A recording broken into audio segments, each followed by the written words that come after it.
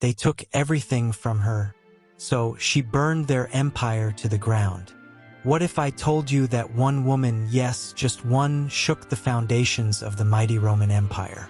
Not with politics, not with diplomacy, but with fire, fury, and an army of 100,000 warriors who had nothing left to lose. This is the true story of Boudica, the Celtic queen who led one of the bloodiest uprisings in Roman history. You'll find betrayal, vengeance, epic battles, and the burning of entire cities. All because Rome underestimated a mother with a cause. And what happened next? That's the part nobody teaches in school. Let's dive into the revolt that nearly crushed an empire. It all began in the distant green hills of Britannia. This was a land of fierce tribes, sacred groves, and warriors who painted their bodies blue before battle. A land Rome had invaded but never fully controlled. Among the tribes, the Iceni stood proud and semi-independent until everything changed. The Iceni were ruled by a king named Persudigus, and he had struck a fragile peace with Rome. His people would pay tribute, yes, but in return, Rome would leave them mostly alone. It was a shaky deal, but it worked for a while.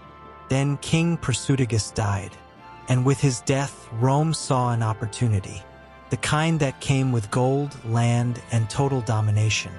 Persudigus had left his kingdom to his two daughters and, strangely, to Emperor Nero himself, hoping this odd split would protect his family. Rome didn't care. They marched in, claimed everything, seized land, looted the treasury, and sent their soldiers to make an example. The worst part? They stripped and flogged Boudica, Persudigus's wife and the rightful queen, in front of her people. Then they raped her daughters. Let that sink in. This wasn't just about politics anymore. This was personal. Rome had crossed a line that couldn't be uncrossed. And in that moment, something inside Boudica snapped. She was no longer just a grieving queen or a mother. She became a force of vengeance. And Rome? Rome had no idea what was coming. At first, Boudica did what no one expected. She united the tribes.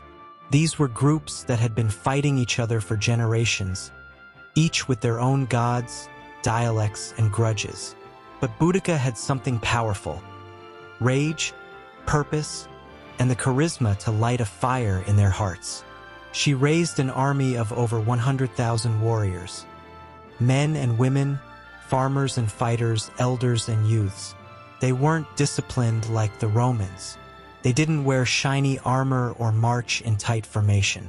But they had something else, nothing left to lose. Their first target? Camulodunum. This was the Roman capital in Britannia, modern-day Colchester.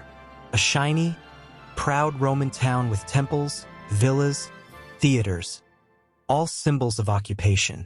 And when Boudica's army arrived, the citizens had no idea how serious the threat really was.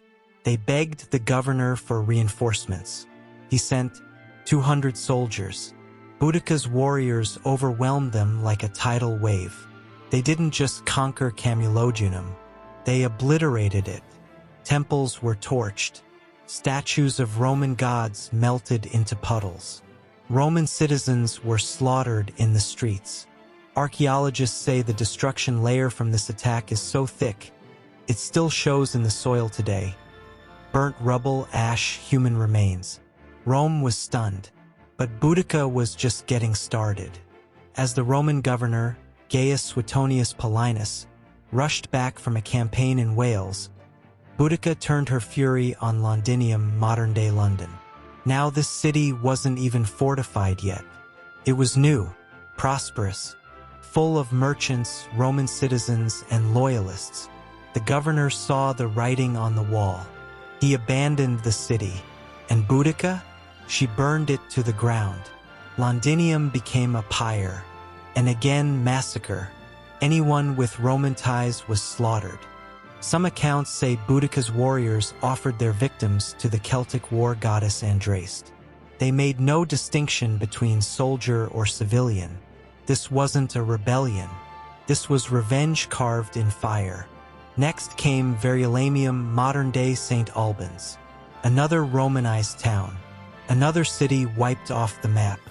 And by now, Rome was in a full-blown panic. Tens of thousands dead. 3 major cities gone. The local Roman legions couldn't contain the revolt. Some even fled the battlefield. But Rome doesn't stay on the ropes for long. Governor Suetonius regrouped. He had around 10,000 soldiers left, veteran legionaries trained, disciplined, and armed to the teeth. But that was nothing compared to the sheer size of Boudica's army, which had swelled even larger. It was David versus Goliath, with Rome as David. They met at a place that historians still debate, somewhere along a Roman road, possibly Watling Street. Suetonius chose the battlefield carefully. A narrow defile with woods at the back and open space in front. It meant Boudica's superior numbers couldn't flank them. Boudica rode out in a war chariot, her long red hair flying behind her like flames, her daughters beside her. She gave a speech that's been passed down for centuries. She told her army, "We fight not as Romans do for empire, but for freedom. Remember what they did to your homes, your families, your queen." The Britons roared. And then battle. Boudica's warriors came in waves, screaming, charging, slashing. But the Roman formation held, their shields locked tight, their spears thrust with mechanical precision. They formed a wedge and drove it like a knife through the tribal ranks. Chaos followed. The Britons had brought their families in wagons, parked in a giant circle around the battlefield, hoping to witness victory. But when things turned, those same wagons blocked the escape routes. What followed was a massacre. The Romans killed indiscriminately. Historians estimate 80,000 Britons died that day. And the Romans? Just 400. It was a brutal reversal. And the rebellion died on that blood-soaked field. But what about Boudica? Her fate remains a mystery. Some say she took poison rather than be captured. Others believe she disappeared into legend. No Roman ever claimed her body. No grave was found, and maybe that's fitting, because Boudica didn't belong to Rome. She belonged to her people and to history. Now let's take a step back and ask, how did it all come to this? Why would Rome push so hard?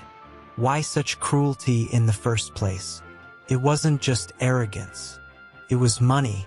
The Roman Empire, for all its glory, ran on conquest, taxes, land seizures, debt.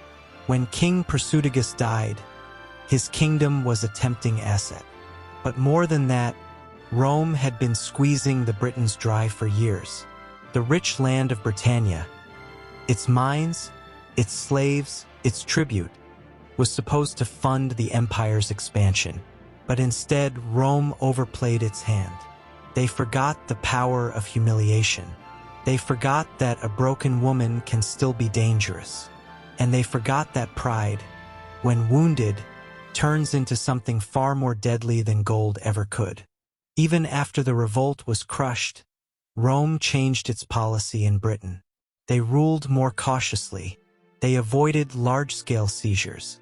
Tacitus, the Roman historian whose father-in-law actually served in Britain, admitted the revolt was sparked by Roman greed. Think about that. Even the conquerors knew they'd gone too far. And Boudica? Her name lived on. Centuries later, during the British Empire, Queen Victoria was often linked to Boudica. Another strong queen, another empire, another set of contradictions. A statue of Boudica stands near the Houses of Parliament in London. On her chariot, spear in hand, daughters at her side. History turned her into a symbol of rebellion, of justice, of fire. But maybe, just maybe, that's not enough. Maybe we need to remember her not just as a symbol, but as a woman who lived, bled, and roared in a world built to silence her. A woman who dared to say enough. And that kind of courage, that doesn't die in battle. It lives on in stories, in ruins, and in the whisper of wind over fields where armies once clashed.